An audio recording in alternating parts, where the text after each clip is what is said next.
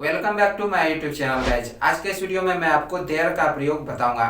यदि आप इसी तरह के यूजफुल कंटेंट आगे भी देखना चाहते हैं तो इस चैनल को सब्सक्राइब करें एंड वन मोर थिंग, जितना हो सके अपने दोस्तों के साथ इस वीडियो को ज़्यादा से ज़्यादा शेयर भी करें ताकि उन तक भी यह वीडियो पहुंच सके और उन्हें भी इसका लाभ मिल सके। देयर एक एडवर्ब है और इसका शाब्दिक अर्थ वहाँ होता है। देयर का प्रयोग हम मेन सब्जेक्ट को इंट्रोड्यूस करने के लिए करते हैं।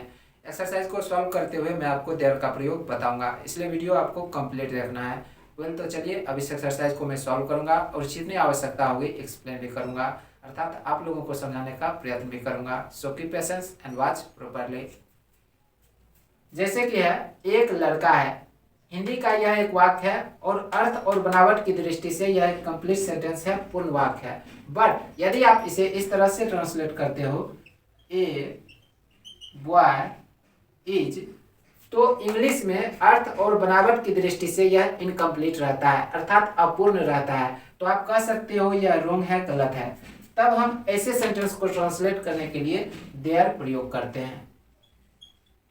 जैसा कि अभी मैंने आपको बताया, देयर का प्रयोग हम मेन सब्जेक्ट को इंट्रोड्यूस करने के लिए करते हैं, अर्थात देयर के बाद जो वर्ब प्रयोग में आएगा वो मेन सब्जेक्ट के अनुसार आएगा। यदि सब्जेक्ट सिंगुलर नंबर में रहेगा तो देयर के बाद वर्ब भी सिंगुलर आएगा, और यदि मेन सब्जेक्ट प्लूरल नंबर में रहेगा तो देयर के बाद जो वर्ब आएगा वो भी प्लूरल आएगा।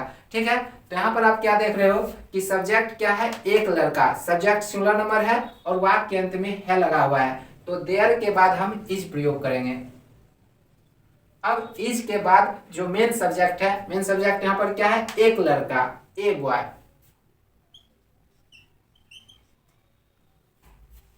एक लड़का है, देयर इज ए बॉय। अब यहाँ पर आप थोड़ा सा समझ लो, अभी मैंने आपको क्या बताया कि देयर का जो हम प्रयोग करते हैं वो मेन सब्जेक्ट को इंट्रोड्यूस करने के लिए करते हैं, है ना।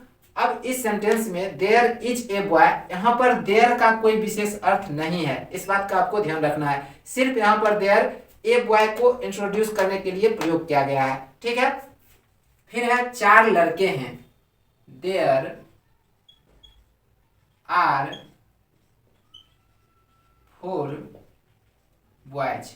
अब यहाँ पर मेन सब्जेक्ट क्या है, देखो four boys, subject plural number है तो देयर के बाद मैंने वर्ब भी प्लूरल प्रयोग किया, आर प्रयोग किया, क्योंकि वाक्य के अंत में है लगा हुआ है। ठीक है, लड़के हैं, देयर आर बॉयज। एक गाय है, देयर इज ए काउ। दो गायें हैं, देयर आर टू काउज। गायें हैं, देयर आर काउज। एक बच्चा था, देयर वाज ए चाइल्ड। देखो अभी मैंने आपको बताया यदि मेन सब्जेक्ट सिंगुलर रहेगा तो देयर के बाद वर्ब भी हम सिंगुलर प्रयोग करेंगे। चूंकि वाक्य के अंत में था लगा हुआ है इसलिए मैंने वाज प्रयोग किया, बट वाज क्या है, सिंगुलर है। देयर वाज ए चाइल्ड, एक बच्चा था, दो बच्चे थे, there were to children.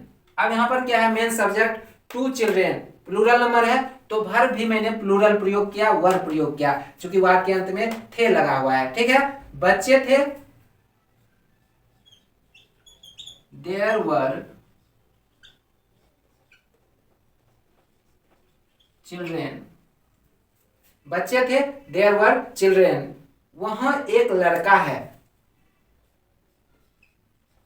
There is a boy there. अब इस सेंटेंस में आपको थोड़ा सा समझना है, जैसा कि यहां से पहले जिस सेंटेंस में सेंटेंस के शुरू में यहाँ या फिर वहां नहीं लगा हुआ था, तो मैंने आपको क्या बताया कि यहाँ पर देयर का कोई विशेष अर्थ नहीं रहता है।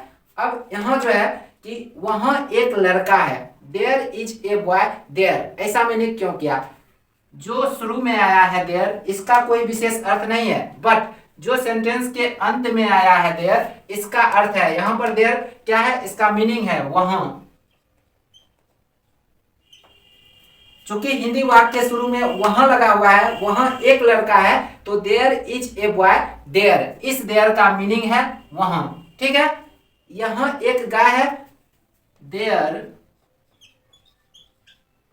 Is a cow here, here means यहाँ, हियर भी क्या है, एडवर्ब है। जो शुरू में रहता है देयर, इसका कोई विशेष अर्थ नहीं होता है, बट जो नाउन के बाद आता है, अर्थात आप कह सकते हो कि जो सेंटेंस के अंत में आता है, इसका अर्थ रहता है, ठीक है। हियर मीन्स यहाँ, यहां एक गाय है, there is a cow here, अर्थात आपको ध्यान रखना है, यदि हिंदी सेंटेंस में, हिंदी वाक्य के शुरू में यदि वहां, यहां, वहां कुछ भी लगा हुआ रहेगा, तो सेंटेंस के अंत में यदि वहां है तो देयर लगाएंगे, यहां है तो हियर लगाएंगे, ठीक है। वहां बच्चे थे, देयर वर चिल्ड्रेन देयर, वहां बच्चे थे, देयर वर चिल्ड्रेन देयर। चाय है, देयर इज टी। यहां पर आपको एक डाउट रह सकता है कि टी के पहले मैंने इज क्यों लगाया देयर के साथ। इसका रीजन है, देखो जितने भी अनकाउंटेबल नाउन होते हैं उन्हें हम सिंगुलर नंबर मानते हैं, अर्थात एक वचन मानते हैं, इसलिए इनके साथ वर्ब भी सिंगुलर प्रयोग में आता है, ठीक है। चाहे क्या है, अनकाउंटेबल नाउन है, तो इसे आपको सिंगुलर समझना है और इसके साथ वर्ब भी आपको सिंगुलर प्रयोग करना है। चाय थी, देयर वाज टी, वहां चाय है, देयर इज टी देयर। इस सेंटेंस में वहां लगा हुआ है, इसलिए मैंने अंत में देयर लगाया, ठीक है। यहां दूध है, देयर इज मिल्क हियर। एक पेड़ था,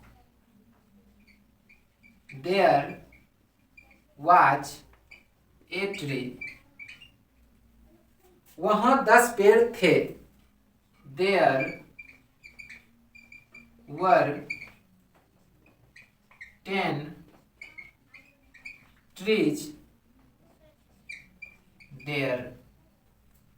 वहां 10 पेड़ थे, देयर वर 10 ट्रीज देयर। एक आदमी है, देयर इज ए मैन। एक राजा था, देयर वाज ए किंग। एक राजा था, there was a king.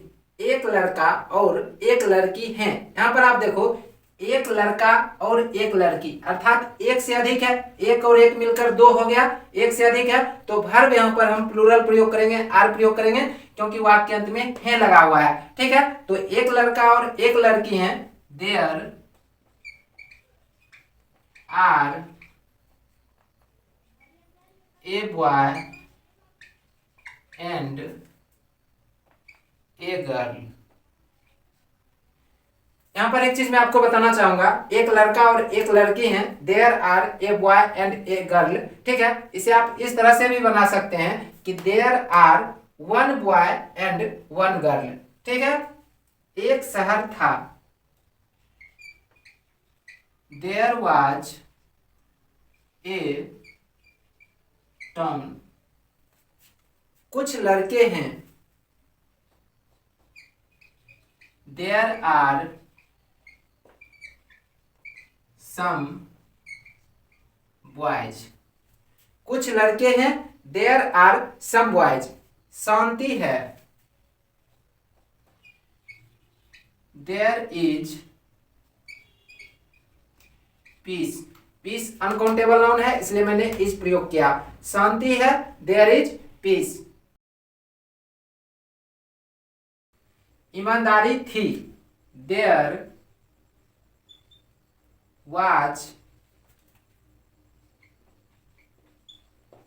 Honesty. Honesty क्या है, अनकाउंटेबल नाउन है, इसलिए वर्ब मैंने सिंगुलर प्रयोग किया, वाज प्रयोग किया। एक पुस्तकालय है, there is A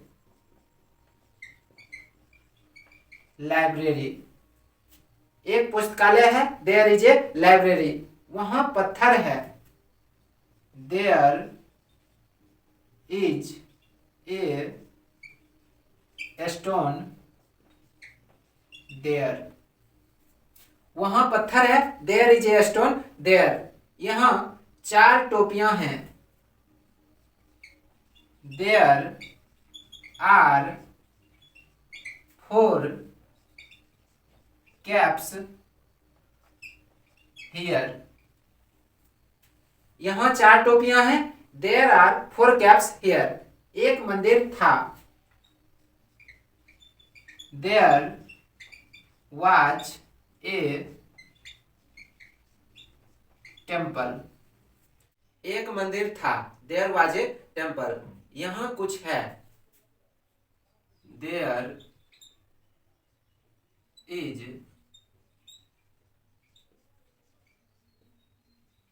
something here. यहां कुछ है, देयर इज समथिंग हियर।